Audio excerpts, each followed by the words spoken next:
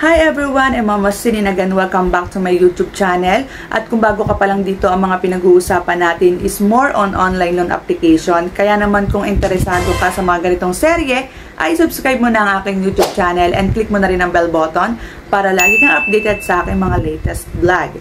So alam ko na napansin nyo na merong nakalagay na pag-giveaway sa aking thumbnail.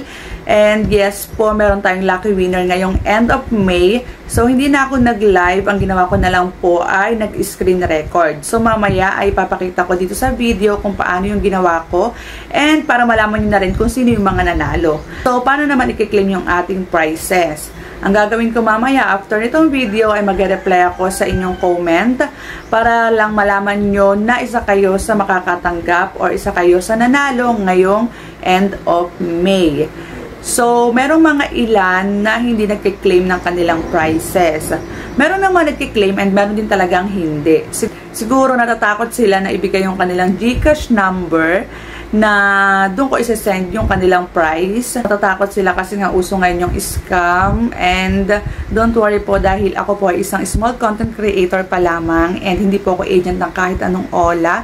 Hindi po ako nagpo-promote. Ang ginagawa ko lang po ay nag-share po ako ng experience and syempre para makahanap po tayo ng maganda talaga na hiraman ng pera through online. So iniiwasan natin yung merong malaking interest at merong 7 days na repayment lang. And go back to our topic. So, panibagong video, panibagong online loan app na naman ang ating pag-uusapan. And itong i-share ko sa inyo ay hindi ko alam kung matagal na to sa Play Store. Pero ngayon ko lang talaga to nakita. Ngayon ko lang to susubukan. So let's see kung okay din ba tong lending na to or hindi. So, ito nga ay ang tinatawag na Supreme Money Cash Loan App. Ito ay under ng Supreme Money Lending Corporation. Meron itong 4.7 rates and 16K reviews. So, itong si Supreme ay ngayon ko lang talaga to susubukan. Hindi ko alam kung matagal na to dito sa Play Store. Kasi nga, sobrang dami niyang reviews, 16K. And siguro aware naman kayo na ang daming nawalang online loan app sa Play Store. Kasi nga, hindi sila under ng SEC. So, malay ba natin na nag-change lang sila ng pangalan para makapasok ulit sa Play Store at para makapanloko ulit.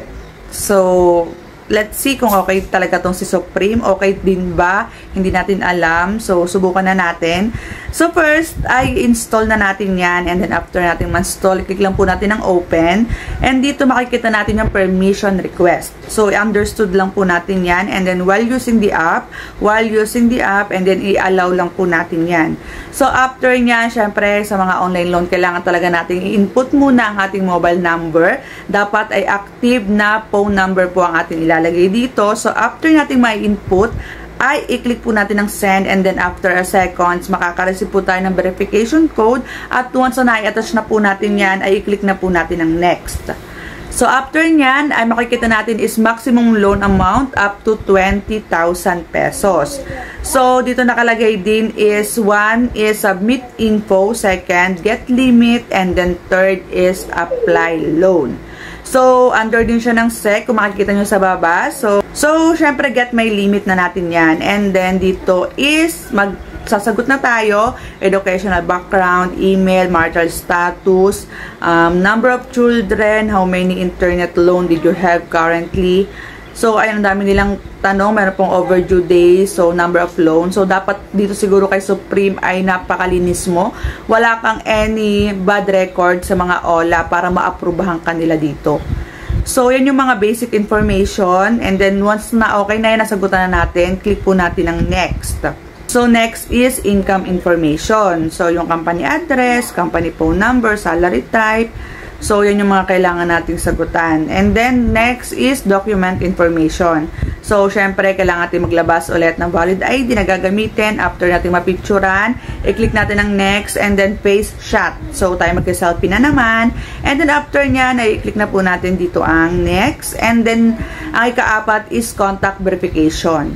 So, ang kailangan dito is 3 contact verification. So, after natin makapaglagay ng mga contact reference, i-click na po natin ang next. And then, ang pinaka-last is receipt information. So, last name, first name, middle, and then saan ba natin gustong makuha yung pera. So, ang transfer method nila dito is e-wallet and then bank card.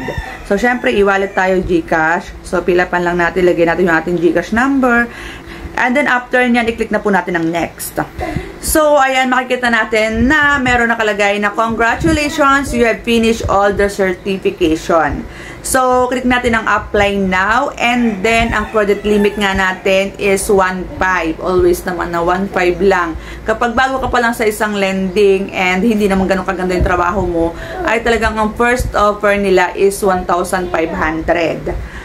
So, ayan na nga, one product willing to offer your loan is 1.5.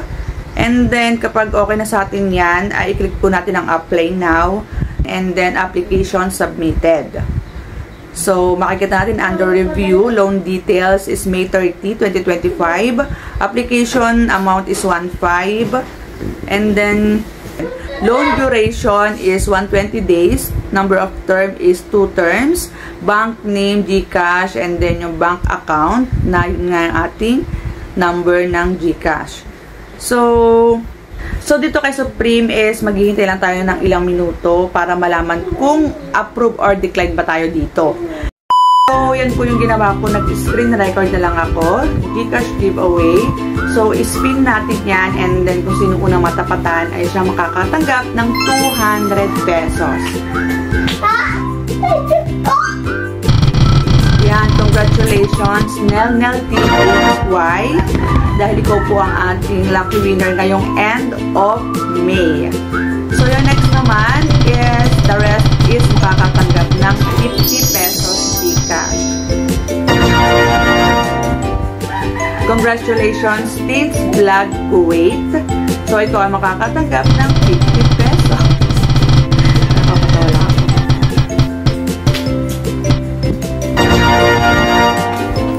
And the next is Calib Cuevas. Congratulations. Hide natin yung spin.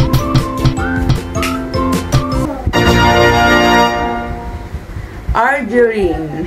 Yan. Congratulations, Argerine.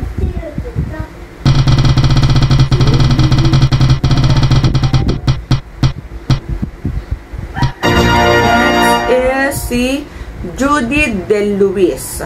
Yan, congratulations, Judy De Luis.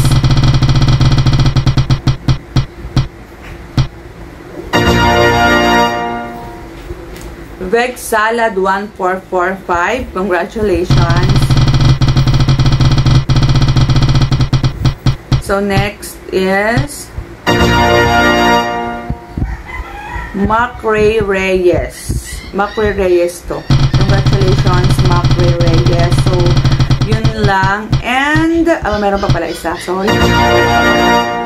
Si Ed Turquesa. So, yung ating last winner ay si Ed Turquesa na makakatanggap ng 50 pesos. So, ulitin ko lang paano nga ba makasali or maka-join dito sa ating pa-GCash giveaway. Simple lang ating mechanics. Dapat ikaw ay nakasubscribe, naka-like, and like ka mag-iiwanan yung komento sa aking mga video at magkakaroon ka ng chance na makasali or manalo sa ating pag-giveaway. So, yung pinakang comment nyo kasi yung pinakang entry nyo para malagay ko kayo sa spin the wheel. After nating maghintay is nakalagay dito ay confirmation of loan information. So, loan amount is 1.5, loan period 120 days, amount received is 930, service fee is 570. So, number term is 2 terms. Repayment plan, first term repayment amount is 1,485. So, first repayment. So, paano naman yung second? Parang binayaran mo na din lahat ng first repayment. So, parang kapares din to ng in-explain ko sa inyo yung last video ko about sa OLA. Same din sila ng interest. Same din ng repayment. Ayan. So, nasa inyo kung i-grab nyo o hindi. Kasi nga, ang first repayment nila is after 7 days. So, sobrang laki ng interest na naman ito, guys. This online loan app is not recommended again. Pero, syempre, kanya-kanya. Kung gusto nyo i-grab, go. Pero, for me is, hindi ko i-grab yung mga ganitong pautangan online. Hanap na lang ulit tayo ng iba. So hanggang dito na lang aking video. Sa mga hindi pa nakakapag-subscribe, please subscribe to my YouTube channel and click the bell button para lagi kang updated sa aking mga latest vlog. Thank you for watching.